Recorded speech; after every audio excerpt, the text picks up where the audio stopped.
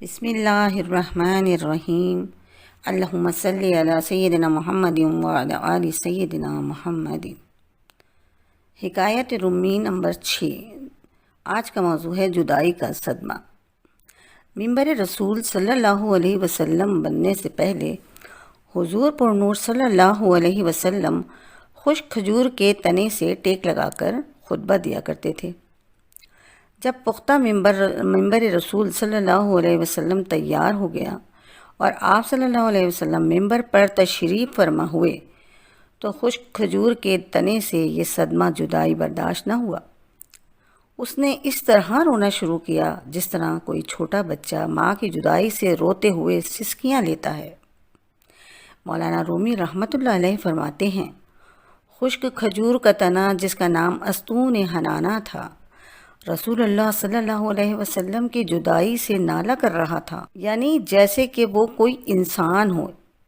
اس آواز گریہ سے اصحاب رسول صلی اللہ علیہ وسلم تعجب میں پڑ گئے کہ یہ ستون اپنے پورے حجم، طول و عرض سے کس طرح رو رہا ہے۔ آپ صلی اللہ علیہ وسلم نے دریافت کیا، اے ستون، تجھے کیا ہوا ہے؟ اس نے عرض کیا، یا رسول اللہ، آپ کی جدائی کا صدمہ مجھ سے برداشت نہیں ہوا۔ آپ صلی اللہ علیہ وسلم کی جدائی سے میری جان اندر ہی اندر سے جل رہی ہے۔ اس آتش غم کے ہوتے ہوئے آپ صلی اللہ علیہ وسلم کے فراق میں کیوں نہ آہ و فغاں کروں؟ یا رسول اللہ صلی اللہ علیہ وسلم، آپ ہی تو جان کائنات ہیں۔ آپ صلی اللہ علیہ وسلم پہلے مجھ سے ٹیک لگاتے تھے، اب مجھ سے الگ ہو گئے ہیں اور میری جگہ دوسرا ممبر پسند کر لیا۔ حضور انور صلی اللہ علیہ وسلم نے ارشاد فرمایا، اے مبارک ستون، اگر تو چاہتا ہے تو تیرے لیے دعا کروں کہ تو سرسبز اور پھلدار درخت ہو جائے اور تیرے پھلوں سے ہر شرقی اور غربی مستفید ہوں۔ اور کیا تو ہمیشہ کے لیے تر و تازہ ہونا چاہتا ہے یا تو پھر عالم آخرت میں کچھ چاہتا ہے؟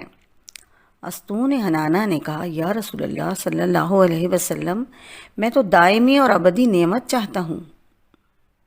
پھر اس ستون حنانہ کو زمین میں دفن کر دیا گیا تاکہ مثل انسانوں کے روز جزا اس کا حشر ہو۔ درس حیات، اگر کسی کے دل میں حضور صلی اللہ علیہ وسلم کی چاہت تو محبت نہیں تو اس کی زندگی بھی بے معنی ہوگی۔ وہ بد نصیب عالم برزخ اور آخرت میں بھی رحمت الہی سے محروم رہے گا۔